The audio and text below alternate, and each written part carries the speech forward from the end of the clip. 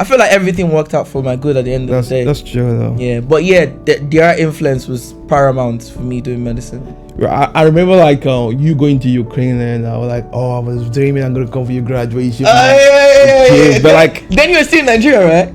I was still in Nigeria then before I went to US. Yeah. Okay. When you left, I left the other year. Oh yeah. Okay, so, you left like a year after. Yeah, I left left. year after. Yeah. So being Ukrainian style, like I was like, I'm gonna come for your graduation, but like I don't know, the war happened. Tell us about the war and the graduation process and all that. How was Are that? you sure this episode is gonna be enough?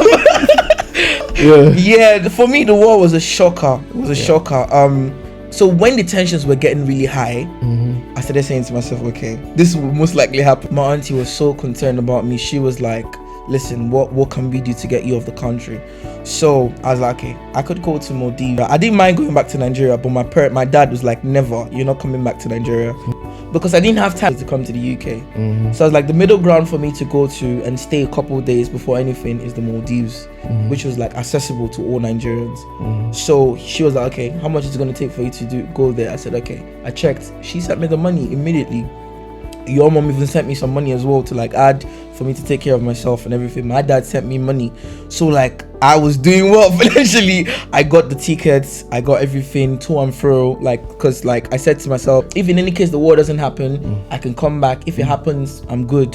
So we booked the flight. The flight was going to be on Monday, and then war happened on Thursday, the week before the Monday. Yeah. I was just on my bed. Next thing I heard my roommate, Justice, pack your things. I was like, pack my things, what's going on? They're like, the bomb, they just bomb. I was like, bomb! Hey! Stood up, jumped up, rushed. I saw everybody packing their things. We're going, so they said you had to go to the metro station. Yeah. The metro station was like a bunker where you like protect you like against like the bomb. The bomb, exactly. So they were like, you had to go there. So everybody packing things. Bro, I just grabbed what I could grab, put it in the backpack, threw it. I didn't even take a lot of my stuff, like my electronics. I had like a music studio set up, everything, my photography kits, everything. I left it all there. I just packed clothes. That was the last time I got to my apartment. Wow. I never came back again. Wow. Like that morning, standing up, running out, that was it. That was last time you that was it, man. If I hadn't got a shoe on, that was it. But I had I'm glad you had a clothes on I had clothes on, I had shoes, I had a shoe on, and we ran to the metro station. That was the last time. So what's it called? We got there, and then they were like, the bombing was really happening because my city, Kharkov, was like the bordering city with Russia as well. So they were really getting into the city. Yeah. I remember seeing pictures of the destruction. I was like, God, this is happening. I'm in this city. And even when you're walking, like when we're walking from my house to the metro, I was like, oh my God, what if one drops? Well, the bomb drops. You're walking and you're like, God. And it was in the evening as well. Sorry, it was early in the morning as well. Wow. So like you're looking like, God, what if a bomb drops? So like that trauma, I will never forget that trauma. It was unreal. So we got to the metro and then we stayed there till we started thinking of ways to leave the city. Now this is where it really got dangerous, because when there's danger, human beings become animals. Trust me. So there were no trains taking people off the city. It was just one train that was gonna come and the next one was gonna come like in 3 hours. So there was a bus that could come, but you have to pay more money. So I said to my friends and myself, listen, let's go to the train station. Let's go hustle it out. We'll look for a train. We're gonna get in. We went to the train station. Man, people were stabbing people. So I started hearing stories like that. I was like, I don't want to die being stabbed when I'm in the war. So I was like, no, that's not the way I'm gonna go. That's not the way I'm gonna go. So I was like, nah, let's leave the train, because it was packed. Thousands of people. The whole city was there though. The whole city was in the train station. The whole city. So I was like, nah, let's leave this place. Let's go figure out something else. So we're in the train station. We left like a bit outside the train station, and we started thinking. And then I got a friend of mine that said to me, listen, you could join our bus and you just have to pay a bit more. So I was like, okay, I'm ready. So we paid the guy, and then we jumped on the bus, and we're in the bus, and then we're en route going to one of the cities that bordered Hungary. All right. No prayer in this world. No prayer in this world that I didn't pray. I was like, Father, I know I've sinned against you. Forgive me. Take care of my family. Take take care of my dad. Lord, I love you. Let me see heaven. I just want to see you. I've stabbed you. And then we got to the CE, and then then I crossed into Hungary, and life became better. Like, when I got to Hungary, I was like, it's over. And mine, this was also like your final year in college too, though. This was my final year in college as well. Yo, man, big bro, this was not a great time in my life, because I was just in my head. I was like, okay, now I'm done with med school. I was even thinking to like get my license up in the UK, get settled in, and then the war happened. I didn't even got in my diploma yet. Nothing. Everything was just uncertain, and I found myself in a strange new country. And then, mind you, you don't just enter Hungary and then just stay like that. You had to go apply, like the immigration process again. Yeah, man. So how was that? God. So Hungary was really different. Hungary, you're now in European Union. So Ukraine is not part of European Union. So you've not crossed into European Union, which was more posh, more like, patterned up. So the process was more tedious. They took us to the immigration center, took our prints, took everything. That was the first time in my life I was called, a refugee. I was like, I was like, justice is a refugee now. A war refugee. I was like, a war refugee. Jesus, I'm a displaced human being. Me that I got a family, I got a home back in Nigeria. How did I get displaced? So, to get a place to even stay was really difficult, man. I got to see like life properly, because I was in a bubble in Ukraine. I was being taken care of. Family was there for me. But now EU, you get to spend a bit more money to get a place. But we eventually found a place that we stayed, and then I stayed in Hungary for like 1 month or so. 1 month as a refugee. He's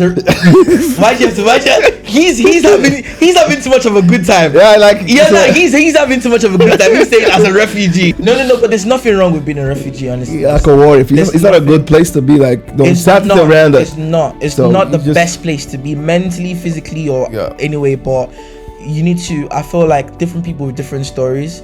Some people had to leave their country, run away from genocide, and run away from some sort of social injustice to like get to places where they can be, they can be refugees and enjoy, treated like a human being, like enjoy like a basic amenities, basic human rights as well. Like, so people with different stories. My case is war. The war took me to Hungary, so I wouldn't even lie, they treated us well.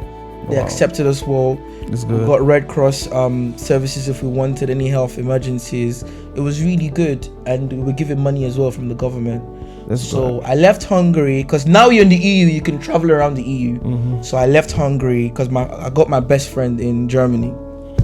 So I was speaking to him. I was like, listen, man, I want to come to Germany to come, just be there till I figure out what I'm gonna do next. So he was like, okay, you know what, just come. My family, I'm gonna talk to my family, and then you can stay with us. So I started going to Germany, and got to Germany, a new place entirely. Met my best friend in Berlin. How was your state of mind up here? Like, it was a mess. It was a mess, big bro. Yeah. I was all over the place. I didn't know what was happening. I was so uncertain. I was like, what's gonna happen to my school? Because then school had stopped, like no classes, nothing. Nobody was talking about no classes. So I was like, what's gonna happen to my school? How am I gonna get my diploma? I was like, 6 years of my parents investing thousands and thousands of dollars. So my mind was not in the right place. My mind was really, there was so much anxiety, and I feel like that's where God comes in a lot, because in the face of all this uncertainty, prayer really helps. So I started praying. I started asking God, direct me, tell me where you want me to go, help me.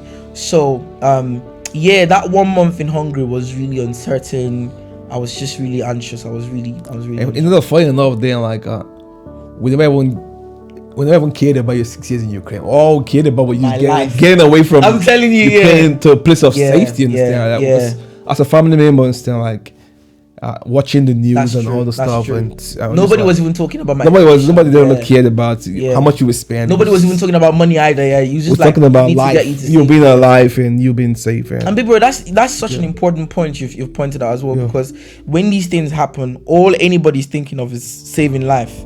Because if life is gone, who is going to care about how much you spend for your education? Exactly. Like having life preserved is so. My family's, and I want to say this, my family's support to me and their sense of preservation towards me was this was one instance in my life where I got to know that I got family that got my back. Like, I said to myself, just as if you're in mess, these people got your back, because everybody was calling him. He was calling me like every day.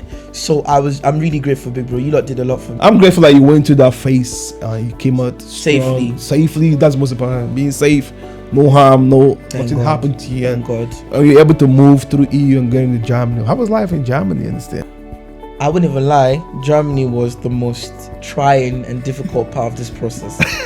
Not because it was difficult in a difficult sense, but because the system was really harder than what I was used to. So Hungary was like the middle ground. Ukraine, that was not in EU, to the EU. Some things you can relate to when you're not in the EU, and then some things are proper EU. Germany is like the soul of the European Union, the heart of it. So imagine, as someone that hasn't lived in like the EU before, having to go start off living at the heart of EU, Germany. So it was really difficult for me, and then a lot of the processes were harder. My immigration thing, to even get into the system, was really hard. Shout out to my best friend and his family. They did an amazing job for me. They got me settled. The mom, I remember the first day I even arrived, she cooked like a whole meal for me. she like Justice, my son, she accepted me as a son, because obviously my best friend, like, we're that close. So she made like fried plantain, fish. So she made it really easy for me to like settle in terms of stability, getting in place. Like a roof over your head. A roof over my head. I would forever be grateful to that woman and her family for giving me that, my best friend. But the system was harder for me. Like, I just couldn't pull through. I was just finding, I wanted to even do medicine in Germany, I wanted to practice there, but then they were saying like I needed to do the language course for 1 year, and after the language course for 1 year, I needed to do a 6 months pre-med thing where I get brushed up again, get to learn the German system, and then I had to write the exam. So it was going to take me around 2 years to even get my feet into the system. So I was like, nah, no one's going to spend 2 years when I could go to the UK, get my master's done and get my license. So yeah, but Germany was difficult for me. The housing as well. Wow. How was the housing experience though? I know you went to... Now we're getting into the story. Tell me about your housing experience. I know a little bit about it. This is the comedy now. This is the comedy.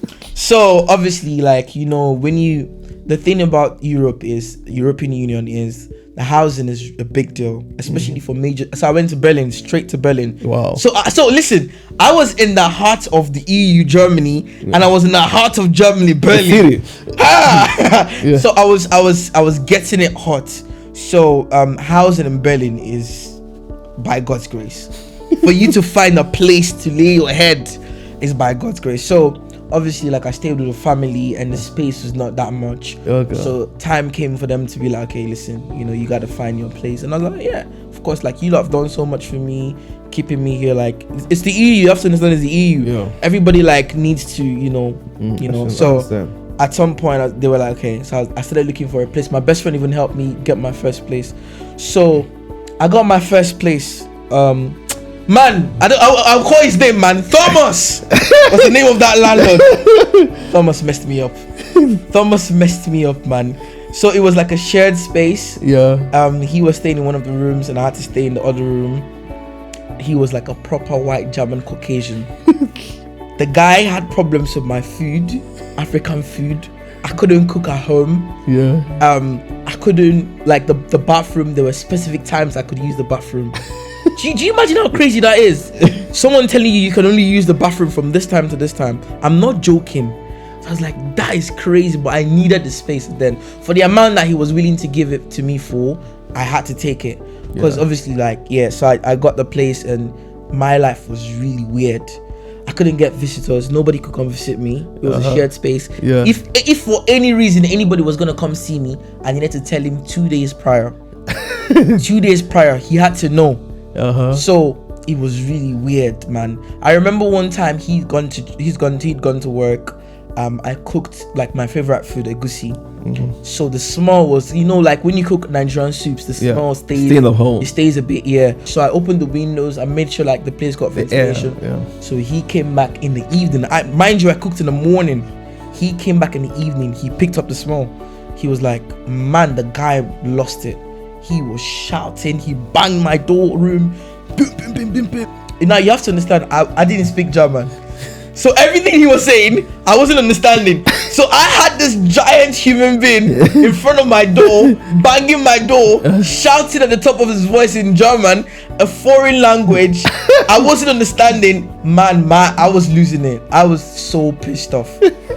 So all I kept saying is, what are you saying? what has got you so worked up like this? Like, what could I have possibly done? From the gestures, I could tell that he was talking about cooking and all that smell. So I was like, what's happening? What's he talking about? Because I couldn't smell nothing. You know, when you're used to a smell, you don't smell nothing. Sure. I couldn't smell nothing. He kept saying, I was like, what's going on? What are you saying? So I got off my phone and I put it in Google Translate, like the conversation, Google Translate. So he was rapping. Google was telling me, I just saw pot, smell, this, that. I said, oh, he's talking about the egusi that I cooked earlier in the day. Yeah. So the thing, I just started apologizing. I was like, she's laughing hard, man. So I just started apologizing. I was like, listen, I'm really sorry. Now, mind you, he doesn't speak English. I don't speak German. He doesn't understand what I'm saying. I don't understand what he's saying. He's shouting on the top of his voice. I'm saying sorry. He thought I was challenging him. Man, it was a movie. Because I was pissed, right? But I knew he was my landlord. So I kept saying, sorry, man, sorry. I'm really sorry. So he thought I was challenging him. He lost it still. So what I did was I called my best friend. And then my best friend spoke to him in German. And then calmed him down. And then my best friend was telling me that, okay, listen, don't cook at home. I was like, how do I eat, man? If I don't cook, how do I eat? I haven't got the money to be buying fast food all the time. So my best friend was like, listen, if you want to eat, just come over the house. Come over the house was like 40 minutes away from where I stayed. So for me to eat food, I had to go over to my best... Germany, man. No. I will never. I'm not going back there, man. Nah. For the next couple years, I'm not going back. Even for free? No, for free I wouldn't go. Man, the place was a menace. So now, mind you, I stayed here for 4 months. So on the 3rd month, I think he got fed up with me, and he started saying stuff like he's expecting a family member to come visit, so I need to vacate the place. I was like, what do you mean expecting a family member? Mind you, it's a shared space, so no contract signed. So it was just a thing of I pay him under the table. Exactly, under the table. The government didn't know. He was talking about a family member coming. I was like, what do you mean a family member's coming? I live here. What do you want me to do? Do you want me to go under the bridge? Like, you're telling me this and you're telling me to move in 2 weeks. What do you mean? Like, nope. How do you get a place in 2 weeks in Berlin? Like that doesn't make any sense. And then I told him that, listen, I haven't got a place to go. It's unfair for you to tell me to leave in 2 weeks. Give me a bit more time. I'll look for a place to move out. Now see what happened. I started looking for a place to move out. My best friend was helping me. Look, Germany is a movie. Germany is a simulation. There's somebody playing with the console, playing the game of Germany, right? And then we're leaving it out. Mind you, at the time he had the conversation with me to vacate his house. He'd seized the microwave. He'd taken the microwave from the kitchen. He's put it in his room. Wow. I couldn't microwave nothing. The fridge got a lock. He was locking the fridge. The shower, he'd constrained the water. When he uses it and goes to work, he constrains the flow of the water. So if I want to bath, it's like the water is like really just like draping. Exactly. Man, I was living in hell. He was trying to push you out. Smoke you out of the house. He was trying to push me out. Like it was clear that he wanted me out. I mean, my best friend was so pivotal to if not for my best friend, man, I think I would have left. I would have run mad or something. I would have been institutionalized if not for my best friend. So we got a place. Now this is the comedy again. We got a place. I tell him, now I got a place. I'm gonna leave the next week. I already talked to the new lady that I was gonna go to. I saw the place. It was nice. I liked it. I was like, okay, I'm gonna leave. Still a shared space. So I was like, I'm gonna leave in the next week. My man goes, nah, man, no, you can stay. I was like, what do you mean I can stay? You said I should leave. I got a place now. I'm gonna leave. He was like, oh no, the family member is not coming anymore. I was like, oh, so he needs the money. He doesn't want me to go because he knows that he had a person that was gonna come. And for some reason, the person didn't like the place. I don't know what happened, but maybe that didn't work out. And now he doesn't want the flow of his money to cut off. So he was saying to me that I can stay. I was like, nah, man, I'm leaving. Now, this man was doing everything to get me to stay. brought back the microwave. The shower was flowing again. The fridge was unlocked. No jokes, man. I'm not making this up. I wish I was making this up. This is raw. No jokes. So I started packing my things. So it's illegal for you to leave the house without telling and dropping off the key with the landlord. I'm gonna move tomorrow. I texted him the night before, but he was at work. He came back that evening, and he was like banging on my door again. Boom, boom, boom, boom, boom. This time I was proper scared. He'd been sending me threatening messages on my WhatsApp. He said stuff like, "Try me, just try me. I'm telling you that you can stay." I'm like, even if you wanted me to stay, at this point I'm not gonna stay anymore. Exactly, all the things you've told me now, I'm not gonna stay. Nobody's gonna stay here, like, having heard all the things you've told me. So like, when I heard like the things he was saying to me, I even got on my WhatsApp still. Like, I screenshotted those messages for proof in case of anything happened. So when he got back, I locked my door, because my aunt even told me that, listen, Justice, leave the house, go to your best friend's place. The next morning, come with the police to come pack and move. But I was like, why am I gonna leave the house? Like, what's gonna happen? What's he gonna do to me? So I slept in the house. What I did was I locked my door. I took my table. I put my table to support the door being locked, and then I slept under my table. I didn't sleep on the bed. I slept on. This is the door. Man, Germany was. Yo, why are we even talking about this, man? This is just wild. This was the door. This was the table. I slept under the table. Just so in case he wants to push through the door, I'll be alert to, like, because I may be sleeping on the bed, he push through the door, I don't know, then he does something to me. He was that violent, because he'd been predisposed to like violence, like that's how he lost his wife as well. So I was scared that he was going to do something to me. So man, then that night passed. He came and banged on the door. I didn't open the door, and then I slept through, woke up the next morning. He'd gone to work and locked the door from outside. So while I was about leaving and packing my things, Mans told me that my painting needs to be redone and I need to pay him 150 euros. I said, what do you mean, man? You never talked about painting. He was like, my bed did some scratch to the thing. There was nothing there. I even got the pictures on I was like, man, everyone was looking, my best friend, everyone was looking at it. There's nothing on the wall. What are you talking about, 150 euros? He was like, if I don't pay him 150 euros, I can't leave. So I was tired. I didn't want to get the police back again. My truck was outside. The money had been reading. I was like, yo. So I just went to my account, withdrew 150, just gave it to him. My best friend just helped me pack my things. Then we left to the new place. I was so happy to go to the new place. I thought that, okay, my prayers had been answered. I didn't know I was going to meet another crazy environment. My God. So first few months, I stayed in the new place for 5 months. I never stayed anywhere more than 5 months in Germany. You went on the move like a pilgrimage. I stayed in Germany for 2 years, and I never stayed anywhere for more than 5 months. That's how you know how hectic my life was in Germany. So I got to the new place. Of course, when you come fresh, they treat you nice. The owner of the house, she was nice. She told me how everything worked. This one was a bit fussy. She was a lady, black lady. So she built the house herself, bought the land herself, like everything. So she got that level of success. Do you get me? So she just gave me one room. She just wanted a bit of extra income. So she was very fussy with everything. She was like, the floor, you mop it every weekend, you clean every day. Because I had my own bathroom. She was like, she's gonna inspect the bathroom every weekend. Every weekend inspection of my bathroom. She was like, don't leave the windows closed because molds could grow. So if I'm staying in the house and I'm not going nowhere, I have to wake up, I have to get off my bed to go open all the windows, make sure they're open. If she drives in and sees my windows closed, it's gonna be a problem. Wow, man, what kind of rules for you to stay there? What kind of rules is Germany? There? Germany was not a real place, man. I was stressed all the time. So I didn't mind because I needed the space again. For sure. And I felt like it was a better opportunity and closer to the center where I worked at the time. So I took it. So I was like, okay, no problem. So I was trying to keep to all the rules. But then one thing happened one night, because she stays alone with her daughter in the house.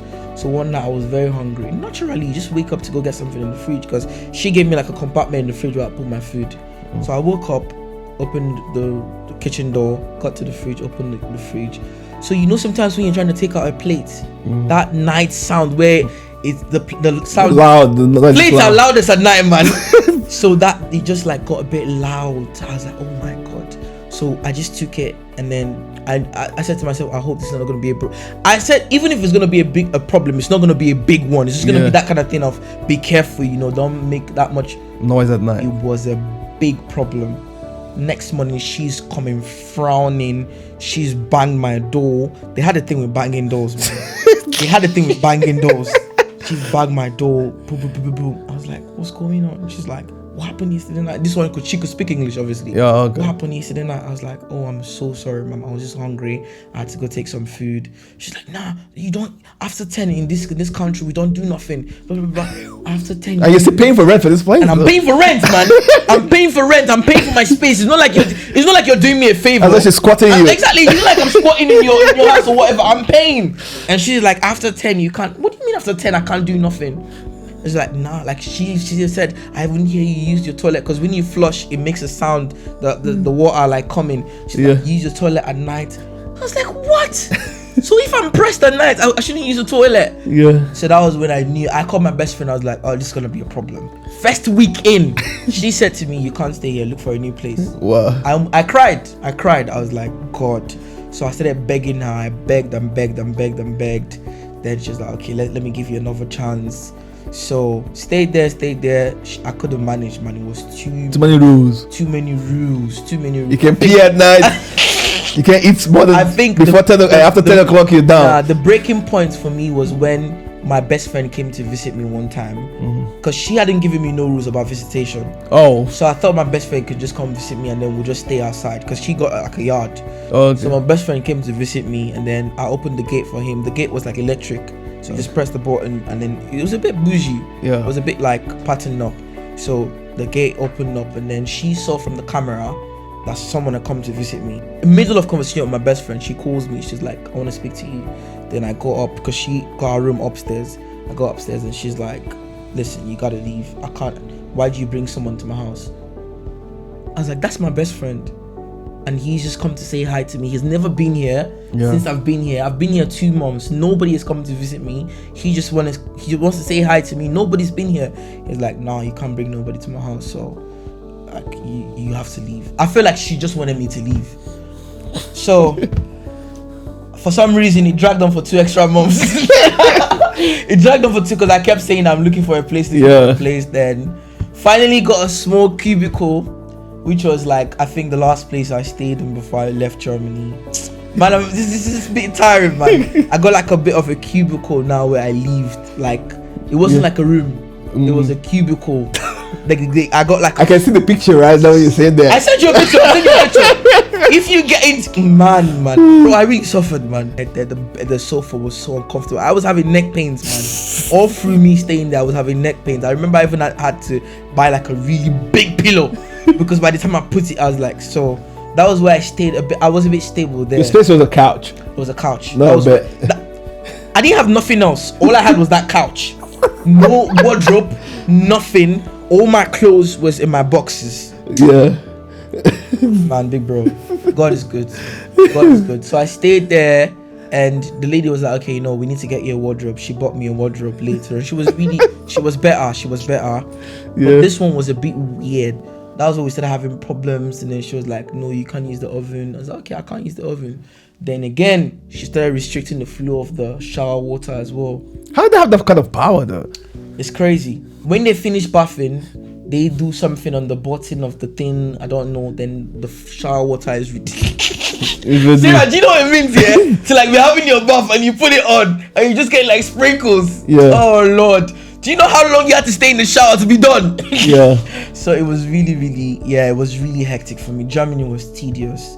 And then I was doing my online classes as well in school. I was trying to get my diploma. It was tedious for me. Yeah, and then immigration wahala as well. Yeah, I had to go for interviews for them to like want to keep me in the country. I remember going to one of the interviews and then they asked me, why should we keep you in Germany? Before then, a lot of my mates had told me like, listen, you have to have like a solid reason. You can't just say keep me because I'm a medical doctor, keep me because of this. So they were like, you could use basically crimes against humanity and social injustice. The lie that I said to that woman, oh Lord, God Jesus. Even while lying, I was like, Holy Spirit, forgive me. forgive me. I know these are lies. I was like, my parents, they're trying to force me into an arranged marriage. And I was like, I don't want to marry the girl. I don't want no arranged marriage. I can't do it. Man, I was in the act as well. Like, now I'm laughing, but I was in the act. I was crying a bit of tears. I was like, I can't do it. It's arranged marriage. I don't know this girl. So the lady, you see, the lady was even like, oh, so sorry. This one, then she was like, okay, put it in writing. Then how do you put that in writing? I put it in writing. That's how you say, man. I sat down there, I wrote that line, word for word. I even looked for new words to describe the enormity of what I was saying. So when they read everything, they're like, okay, yeah, then they gave me my pass. I'm like, okay. That's how I got to stay in Germany, man. So, God, I'm sorry. I already apologized. I already asked for forgiveness, but now I'm telling the general public, so forgive me again. Yeah, that was a big lie. I had to lie, man. If we look at it, like, we're laughing and yeah. At that point, I know you were thinking like, I don't want to go back home right now. Exactly. I'm not going with my degree. What am I going to go back to? Understand? So, you painted I just the right kind of picture. imagine. Yeah. So your mom called me. Your mom was like, go in there and say what you need to say to get that. You're not going home for sure. Your mom was like, go in there, say what you have to say to get what you need to get and get off. Yeah, exactly. I went there, I said what I needed to say, man. And yeah. I'm glad that worked out though. Like, I'm really glad as well. Now you've left Ukraine, Hungary, Germany. Your next phase now is UK. Now where you are right now. So how is it like? It's been a lot. How's like coming to UK? I feel like the major difference for me was just family. Yeah. He said that to me, but I didn't know that it was gonna have the effect it had. He said, listen, I just want you to go be around family. But I was just like, what's that gonna do? But then it did everything. Having to be with people that support you, people that love you, people that really wanted the best for you. Yeah. So place for me, place family is amazing. Yeah, I'm glad this whole journey is like a roller coaster. Yeah. When you're going through, you're like, okay, this is just my life. But now talking about it, I'm like, man, yeah, a lot has happened, man. Yeah, for sure. Like, I know during this whole journey in this thing, you lost your dad. Yeah, you lost your dad. This is somebody that the last time you saw him was when you bought the flight from Lagos to Ukraine. Understand? Like, what is it like losing someone in your support system, and what was it like dealing with grief as an immigrant outside your first support system, your immediate family? Understand? Yeah, take your time, man. Yeah. I didn't even expect you to ask me that, honestly. Yeah, this is a journey. Understand? I want everybody to know the journey you've been through. Understand? Yeah. I lost my dad. Yeah, that was the year that I was graduating, and before I know what was going on, I just left Ukraine to Hungary, and then from Hungary I crossed into Germany. He was really excited. He was like, oh, thank God my son is safe. My son, like, you've gotten off the danger zone, now you're in Germany. He was even, because he loves Germany a lot as well, so he was so excited for me to be in Germany. So he kept calling me, I hope everything is good. He even like sent me some money to like give my best friend's mom, like, to support me staying there as well. At the time, I was in a mental space of, let me start preparing to write my license exams. I would never forget that day, man. I was in the room, I'd got my book out to read everything. I got my MacBook up to read, and I got a call from one of my childhood friends, Promise, and he was like, stop praying. I don't know what's going on with your dad, stop praying. I was like, what do you mean stop praying? You don't know what's going on with my dad? What does that mean? Can you calm down and tell me what's happening? He was like, Justice, just pray. And then he hung up the call. Man, there's no... I've known fear, I've known anxiety, I've known everything. Like, that feeling, I don't wish it on anybody. So I couldn't, obviously I just closed the book, started fussing around, I started moving, pacing up and down, and I was trying to call him, he wasn't picking. And then after like 20 minutes, I was calling my family as well, calling everybody, nobody was speaking. After like 20 minutes of not knowing what was going on, I called him, and then I just heard wails, like wailing, everybody in the background wailing. I was like, what's happening? Can you please tell me what's happening? So apparently he's telling me that my dad is in the church for some reason, and they're praying for him in the church. I said, what's happening? What's my dad doing in the church? Like, what are you lot praying for him about? What's happening? It's like, oh, my dad's like unconscious. What? My dad's unconscious and you lot are praying for him in the church? How did he get to the church? Exactly. This was a Sunday, by the way. How did he get to the church? Sunday evening, everyone, church was done. Like, so, he said he doesn't know. Obviously, he didn't know the story behind my dad getting to the church, but he just himself just got called that this was happening in church. He should come. He just ran to the church, so he didn't have the context of the story. So I said, okay, you're not the person for me to talk to then. Can I please speak to whoever is in charge of that prayer or whatever of my dad in the church? So they gave it to one of our major people in the church, and I started asking him, what's going on? Where's my dad in the church? Where's my mom? And then they started telling me that he just called my mom, like, because what happened is my dad had slumped from the party that he was in, and then before they know what's going on, they rushed him to the hospital. The hospital said they could do nothing for him for some reason. This is what the guy was telling me at the time being. Obviously, I got to know more about the story later on. He was telling me that, oh, the hospital said they could do nothing for him, and then for some reason they brought him to the church. The hospital declared him dead or what? The hospital, all he said to me at the time was the hospital said they could do nothing more. I didn't get any of that thing from him, right? So I was like, what is going on in Nigeria? Like, what are you guys telling me? What kind of carelessness? Like, I was like, this is human life. You're telling me, what's the story? I was like, you're also not the person for me to talk to. Where was my dad before he came to the what's it called, the hospital or what not? Nobody could answer. So I was like, okay, let me speak to my mom. They were just calling my mom didn't even know what's going on. My mom was at home because he had left the house. He'd gone to this birthday party for his friend, and then later on I started knowing all of this. Now I'm saying he'd gone to the birthday party, and then from the birthday party they were sharing food. If you know my dad, he doesn't eat out. For sure, yeah.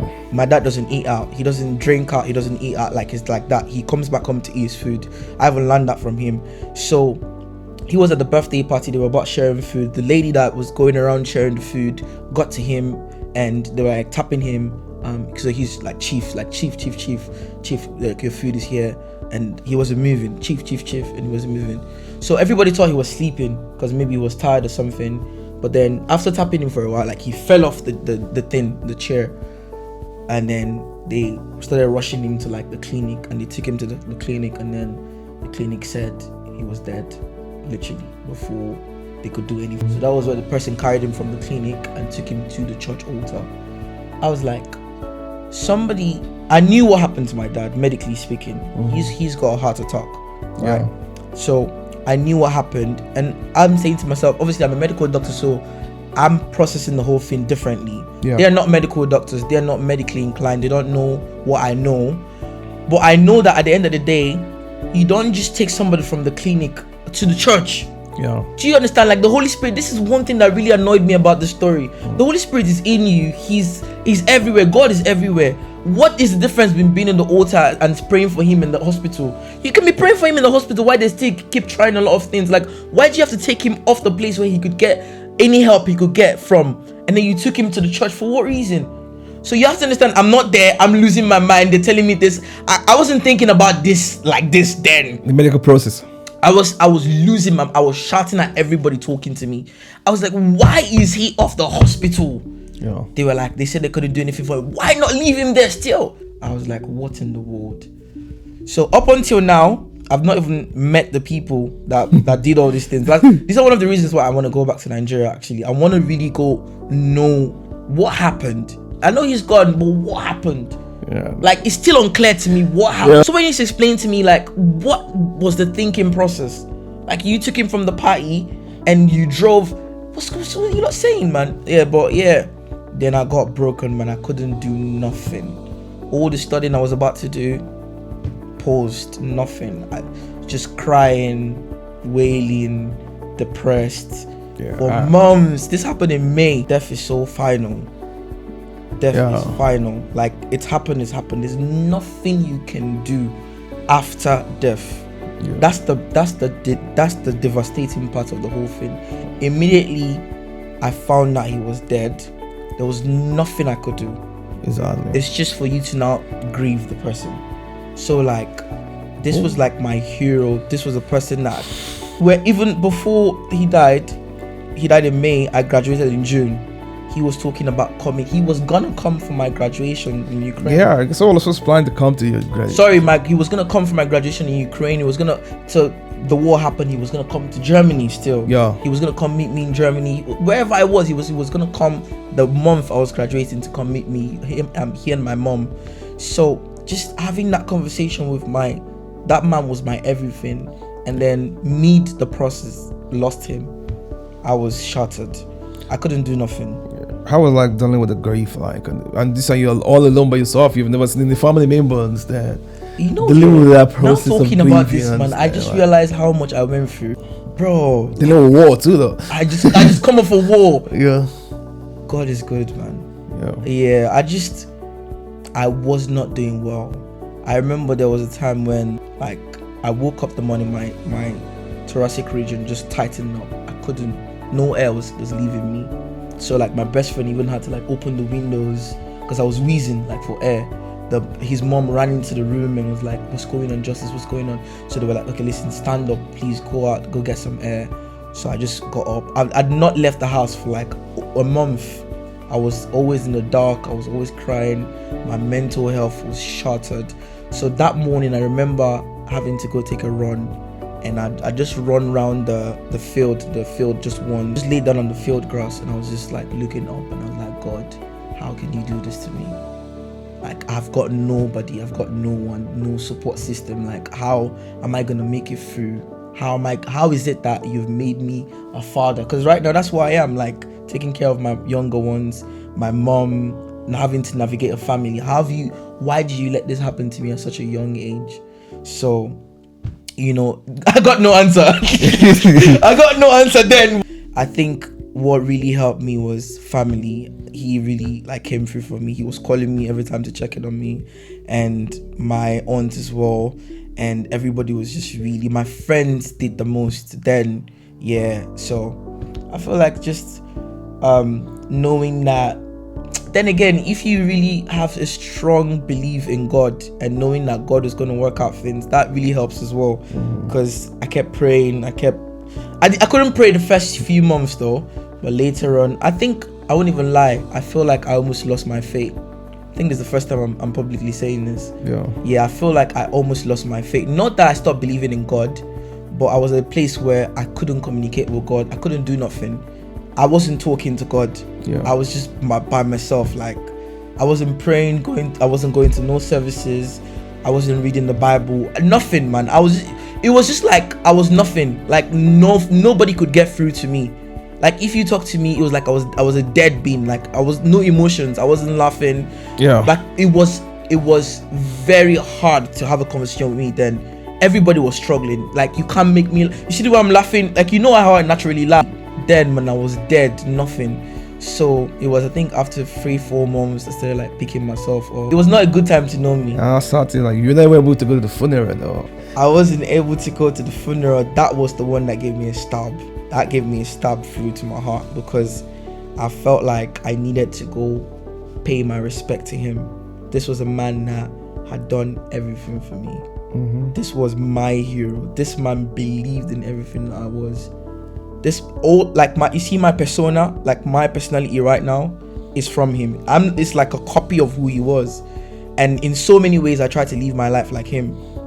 So when my family was having the discussions about me coming back, and my aunts were like deliberating, and myself as well, then they were like, nah, your dad didn't want you to come back if you hadn't got your diploma, and if you were like a doctor, certified doctor, he wouldn't want you to come back.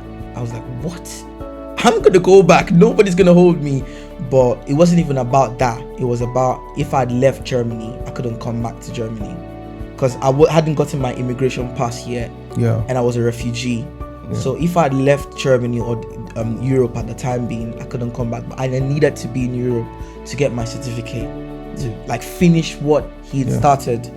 So it was enough reason for me to like, I couldn't. So having to watch that funeral, because we had to pay people to like stream it and put the cameras to stream it, and having to watch that on YouTube was hard. I was alone in the room, no one was with me. I was just crying. I was on the floor wailing, crying. I was on Black and Black, as well, mourning. It was very, very, it was horrendous. It was not a good experience. I don't know how I pulled through. Obviously I had a couple people that were like checking in on me at the time being. So, but I mean, it was still not enough. Like you need like an army of people to help be around you when you're grieving. Okay. They can't leave you alone, man. I'm telling you, thoughts that will be going through your head, especially the intensity of the closeness that I had with my dad. It was not like we're talking every day, but it was that we shared a sense of responsibility. I understood what needed to be done in the family. I understood what he was doing, and when we had that conversation, we had a bond that was solid. It's like, okay, my son is carrying out the visions that I have for the family. And so I felt like I was his prodigy. Do you get me? It was like losing the very best part of me. I know one thing I had in going out with your dad, then like I always call your dad on a Sunday. Like, he just makes me laugh. Yeah. And whenever I'm down in US, I always call your dad. I just like call him just to make me laugh. He's a funny guy. And going to see him for the first time in 7 years in a box was crazy. Understand? I couldn't. When I remember they say like, oh, let's walk around the family members, walk around the cops and all this stuff. It took a lot of courage for me to do it, because I never wanted to see my uncle for the last time lying in a box, understand? Like, and I just like, you know what, this is part of a respect, understand? That's only why I went to view the cops for the last time. So I just like, I don't know how you put through though. I had my family, I had my mom and everything, but yeah, it was kind of, it wasn't the same knowing that this person is gone and you by yourself. You got a lot of courage. I mean, you had a lot of faith. You had a lot of, I don't know how you do it. I don't know how you see grieving up to now, because me sometimes I see myself grieve a little bit about it. It never leaves. Yeah, because something that happened, someone I'm very close to died 2 days after my birthday. It never leaves, man. It was just something that was bad. But I'm glad you're pulling through, and I'm glad you're finally on a more like a stable ground. Yeah. But in London, because like, man. Let's switch it up. How's life in London in general? Understand? Like, this is a new phase. Understand? Life in London is amazing. Life in London is amazing. Family's been amazing. I feel like this is where I should have been all along. What's really made London amazing for me is like all the people that I live with. Yeah. Because see, my auntie cooks soups. Hey, the Nigerian soups that I get to eat. Yeah. She cooks different kinds of soups. Yeah. And then I got my big cousin sister as well, Oroma. She's like a chef. Like, when she wants to do her thing, she grills the fish the way she does it. I gotta move it to London. You have to just for the food. Nah, they are amazing. And then my big bro as well, like Refugee, he is just amazing. Like the family in general, like compared to the places I've lived before, Germany especially, is way better than Germany. But I don't like it still. I feel like it's a thing I got with Europe. I don't like Europe. You gotta come America. I have to come to America. You gotta try America. Like Europe, because the system is just built to keep you on a loop. Do you get me? Like, you work, do this, come back to work. So like, what am I gonna be doing here in UK? Getting NHS flat rates when I could be making some serious land of opportunities money in America. Land of opportunities. Land of opportunity. Yeah. So I'm planning to like make that move by the grace of God. Yeah, that's good. Well, before we wrap up, understand that something people don't know. Like, you're an artist, understand? I'm a musical artist. You gotta tell us about your musical career, understand? Like, what's like? It's funny that you brought that up on an immigration story. That's part of the story too, though. Yes, it's part of who I am. You're a doctor. You're an artist. I'm a photographer. You sing. You're a photographer. Yeah. In fact, you're like a entrepreneurial box, and there's a whole lot going on. There's a whole lot of success. I'm now a podcast producer. So yeah, you got that going on for you too, though. Exactly. So what's like your music career? So my music is just basically me just doing gospel music. That's literally what it is. I just wanted to find like a medium to express my love for God. Everything is up on Instagram. You can go check it out. Click the link on my bio. See my music. What's your Instagram name though, in case people want to Justice.Chinda. So that's JUSTICE.CHINDA. I got an EP I released 4 years ago. And then now I'm working on an EP because I couldn't release music as much I wanted to, because of my medical school got intense. I lost my dad. It's a lot of quality I'm putting into this one, and a lot of time spent making it as well. I want to pay more attention because I've learned a lot over the years as well. Like, the first time I did my EP, I was just like just learning how to do music. But now I've learned, like, okay, this is how you do quality, this is how you promote it, this is how you do this. So there's a whole lot I'm gonna do differently now in terms of making the music and promoting the music. So once again, I'm glad to have you on this show. Thank you. Thank you. I saw the journey, understand, of you and how far you've gone, and I know you're doing great, understand. So thank you once again for coming to. Appreciate you, man. And I want to thank my audience and understand. You guys have been great. So thank you, everyone.